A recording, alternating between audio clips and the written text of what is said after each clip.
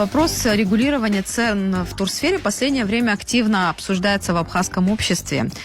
Что думают о ситуации экономисты? Что вообще такое демпинг и какие изменения нужно внести в законодательство? Эту тему будем обсуждать с гостями в студии, экономистами Центра социально-экономических исследований, преподавателями Абхазского госуниверситета Хатуна Ишатыпа и Илона Мирцхулава. Добрый Хатуна день. Кокоевна, Илона Валерьевна, большое спасибо, что с нами здесь в студии.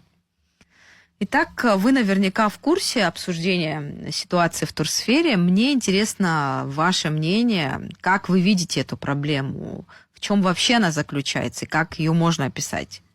С кого начнем? Илона Валерьевна, может, с вас? Да, мы тоже слышим последние дни, особенно часто обсуждается в профессиональном сообществе среди представителей предпринимательской среды о том, что такая существует проблема. Ну, если проблема обсуждается, значит, она действительно есть, да. А другое дело, что это за проблема, почему она возникла и каковы пути ее решения, это уже как бы немножко другая плоскость. Ну, вообще, туризм, как и было прописано в стратегических документах, легитимных, существующих в нашей стране, это одна из приоритетных отраслей национальной экономики. И, конечно же, этой сфере, этой отрасли уделяется огромное внимание. Более того, мы с вами наблюдаем из имеющихся статистических данных некоторых, да, и из имеющихся каких-то аналитических материалов, которые нам доступны из, скажем, Министерства по туризму, мы наблюдаем определенные тенденции, положительные тенденции, происходящие в этом секторе, да. Положительные тенденции в увеличении количества средств размещения, положительные тенденции в увеличении количества койко-мест, положительные тенденции среди численности занятого населения. Конечно, цифры, они достаточно, скажем так, немножко запутанные, потому что данные официальной статистики, они резко отличаются от данных Министерства по туризму. Вот, ну, это, наверное, нормально, потому что действительно, даже вот на последнем нашем мероприятии министр экономики сказал о том, что вот единожды собрать всю статистическую информацию, имеющуюся в нашей стране, достаточно сложно.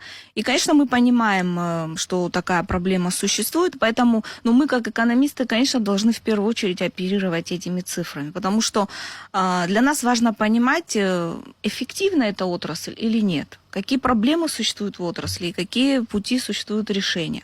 Безусловно, есть и проблемы, есть и наверняка пути решения, но все же, возвращаясь к тому, что самая главная проблема – это отсутствие полноты учета и статистики, и поэтому нам очень трудно делать какие-то прогнозы и выводы, что же на самом деле происходит в этой отрасли. Вот тенденция прироста средств размещения, она есть, а сразу же мы возвращаемся к вопросу, а нужно ли нам это? А можем ли мы принять такое-то количество туристов, значит, в определенный период, да? А не получается ли так, что у нас предложение превышает спрос? Илона Валерьевна, мы очень, такую большую тему взяли, пытаемся охватить, это бесспорно важно, чтобы вообще понять, вот эту проблему, на которой мы сегодня сконцентрировались, но давайте все-таки попробуем, чтобы слушателям было понятнее. Представители турбизнеса говорят, что в низкий сезон цены, а некоторые крупные отели, они занижают цены, искусственно занижают цены, и это бьет по малому бизнесу. Это вот позиция представителей турбизнеса. Вы как на это вообще смотрите, чтобы вот эту историю немножко раскрыть нам удалось, да? Давайте мы попробуем сузить немножко тему.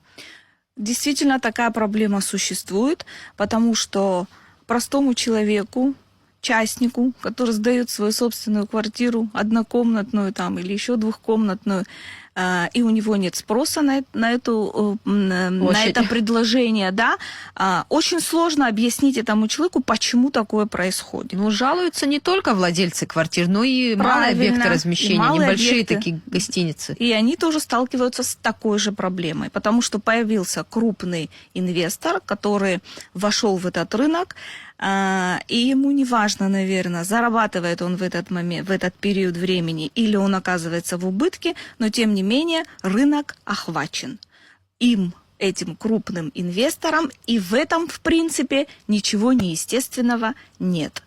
Это обычная ситуация, происходящая в рыночной экономике, потому что мы с вами живем в условиях рынка, но ситуация, которая обязательно должна регулироваться государством. Но могу я небольшой Хатуна Какоевна, вот тогда некоторые говорят, что это же происходит в низкий сезон, когда и так нет особой загрузки вот этих малых объектов размещения.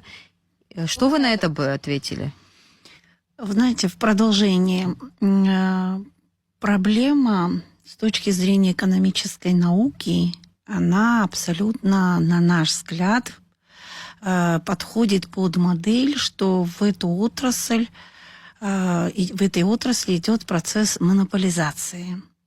У нас это имеет место и в других отраслях имело место и имеет. Но начиная с 2023 года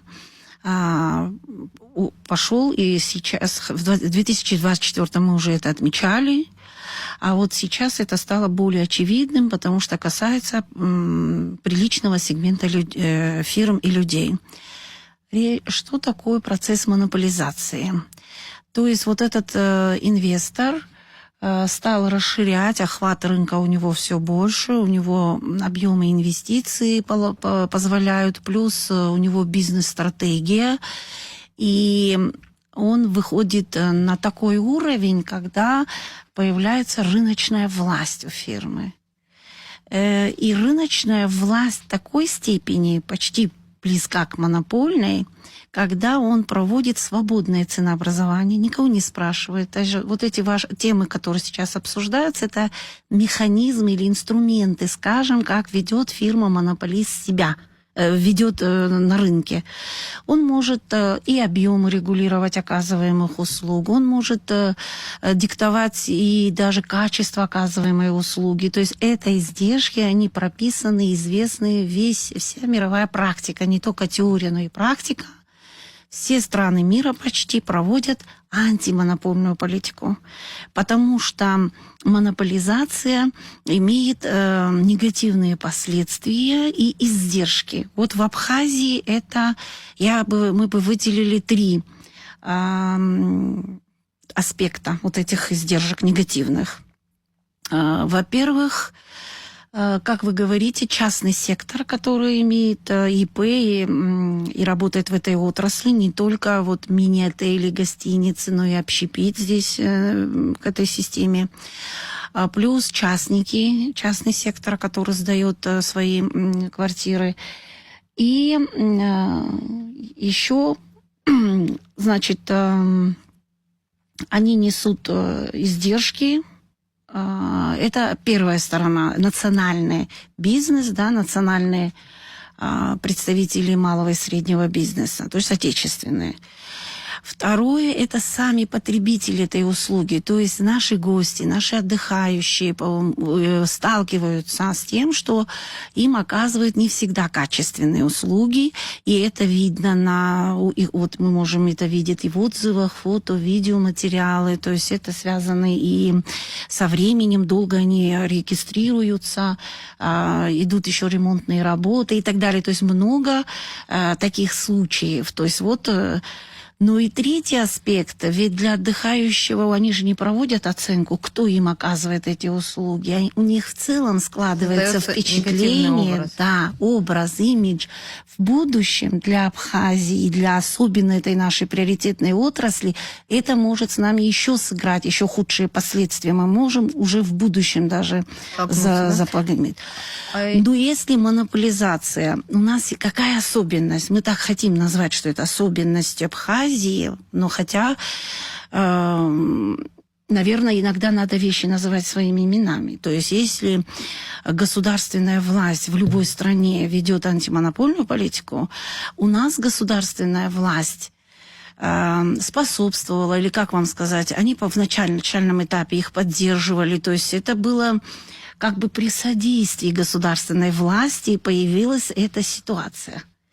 Теперь... Привлечение инвесторов, вы имеете в виду, что мы... То есть не было просчитаны, нет было вот этой экспертной аналитики, допустим, хотя и тогда это уже можно было предусмотреть, на наш взгляд, и мы давали такие раскладки, расчеты, связанные именно с возможным монополизацией. Ну, теперь, получив такую ситуацию, есть пути, они тоже выработаны, и мировая практика, и российская практика есть.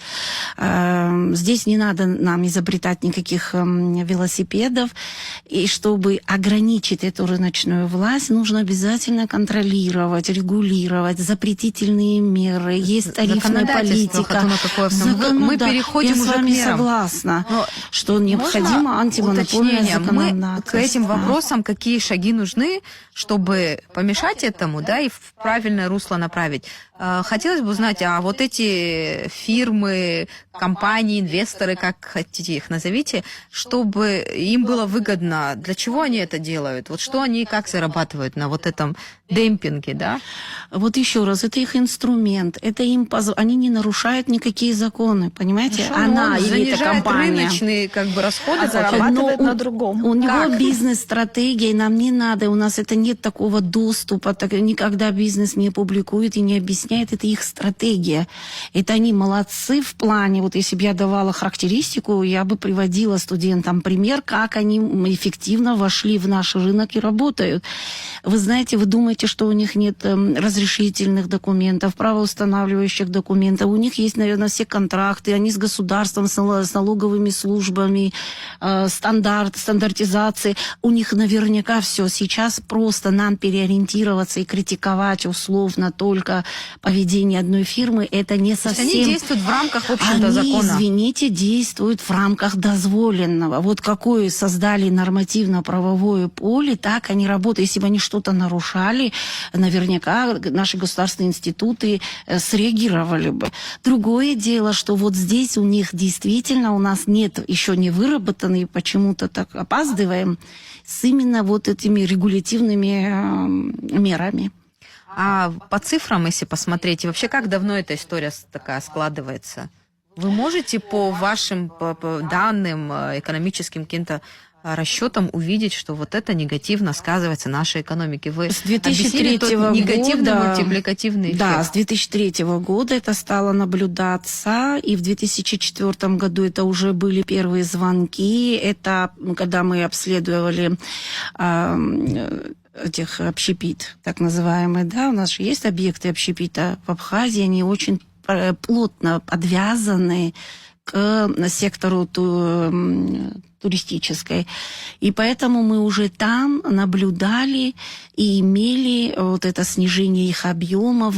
Люди даже вначале и не поняли, почему в этом сегменте вот нету спроса. То есть вначале это было вот такое шоковое. Это 24-й год, это они пережили первый удар. А вот сейчас уже 25-й год. Вот тогда по известным нам причинам, не знаю, у нас выборы, один тур, второй тур, потом еще формируется правительство, и немножко вот этот период затянулся, и мы попадаем опять уже в 25-й год с этими проблемами.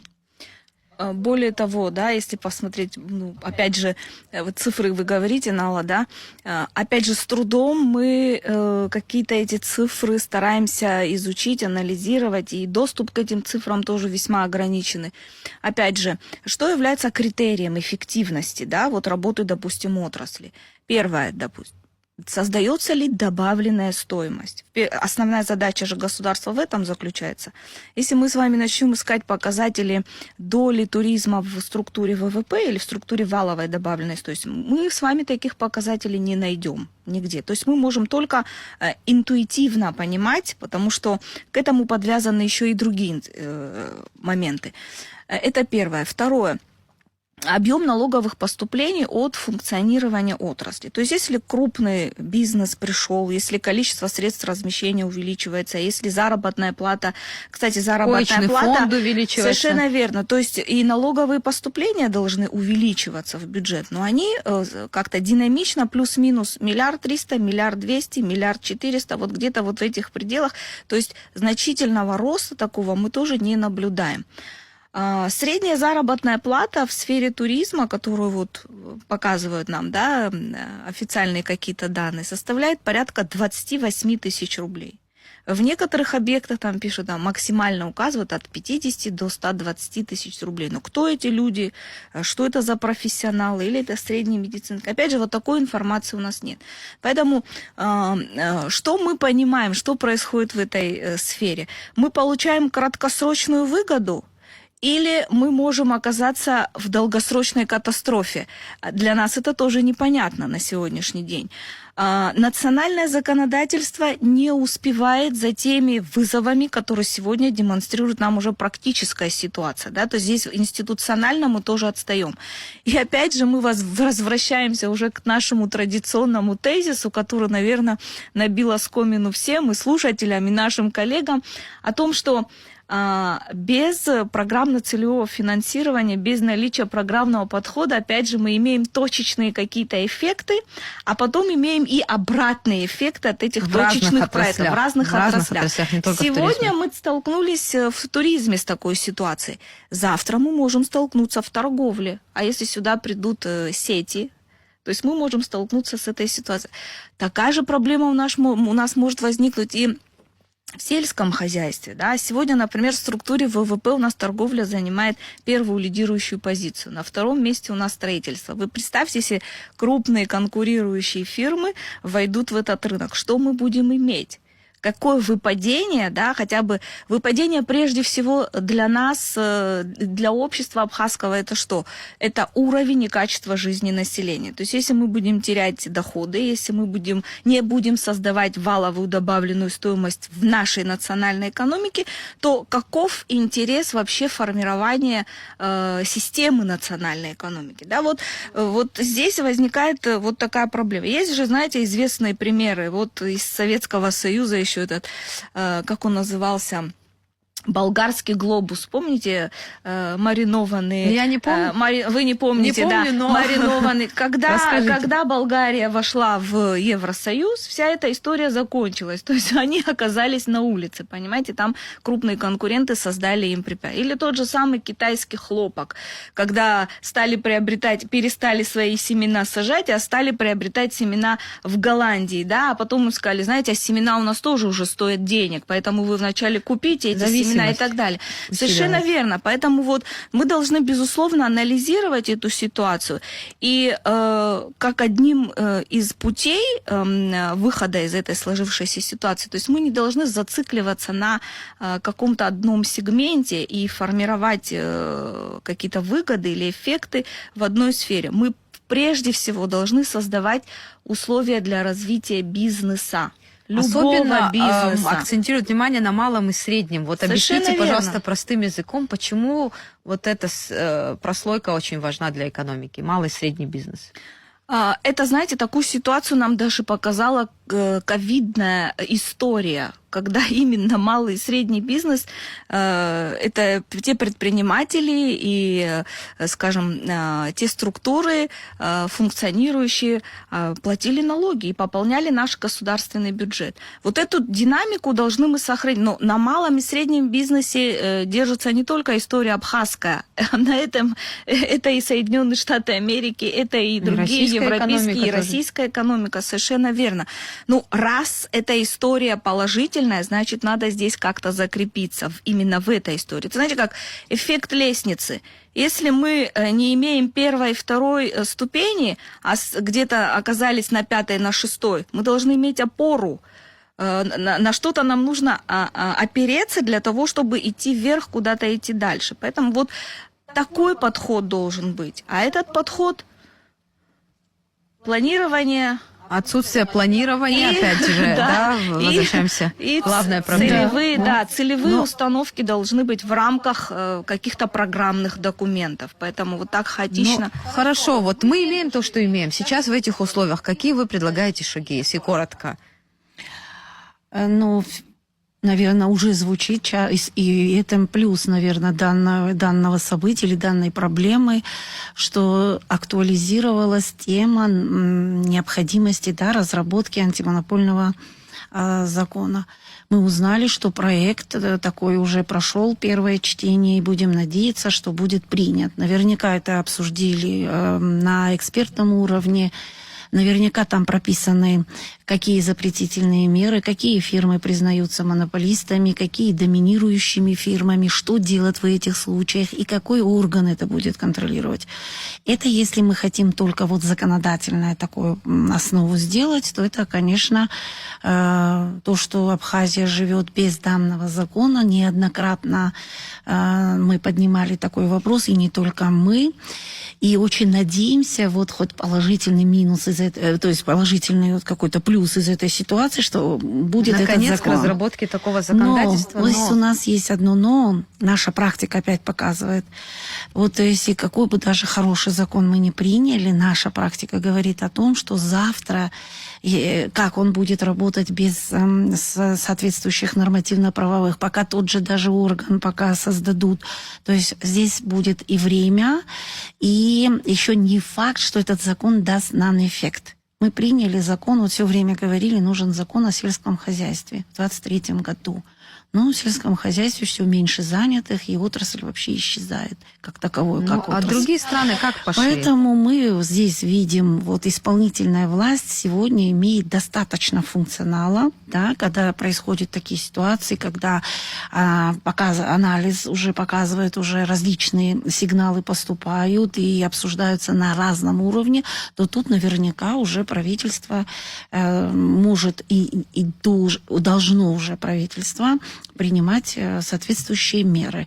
Они носят такой запретительный в основной характер, они будут регулировать, наверное, тарифную политику, надо, наверное, проводить сертификаты, надо, наверное, стандарты разрабатывать, если есть, а если есть, то промониторить, какие здесь есть стандарты, и это не по отношению к одной компании. Нужно начинать цельную системную работу в этой отрасли. Комплексный. Но смотрите, нет такой угрозы, что тогда к нам инвестиции не будут приходить крупные, которые нужны для экономики тоже. Возможно. Никто не застрахован от различного рода угроз. Вы знаете, мне нравится понимание того, что вот мы смотрим тоже какие-то интервью, да, наших представителей органов управления, власти, и вот есть такое понимание среди этих представителей, что эту проблему решать нужно. Есть понимание, вот, например, у министра по туризму, да, вот он давал там интервью. Есть понимание в научном сообществе, есть понимание среди депутатского корпуса. И это уже радует. Возможно, какие-то сдвиги и пути решения будут действительно предложены. Вот. И, конечно же, очень важно, помимо вот институциональных каких-то вещей, нужно параллельно развивать и другие сферы экономики. Смежные с туризмом или абсолютно далекие от него. Потому что сосредотачиваться и делать акцент на какой-то одной сфере, ну, у нас просто нет морального права. Мы параллельно должны развивать сельское хозяйство, инвестиции привлекать в сельское хозяйство.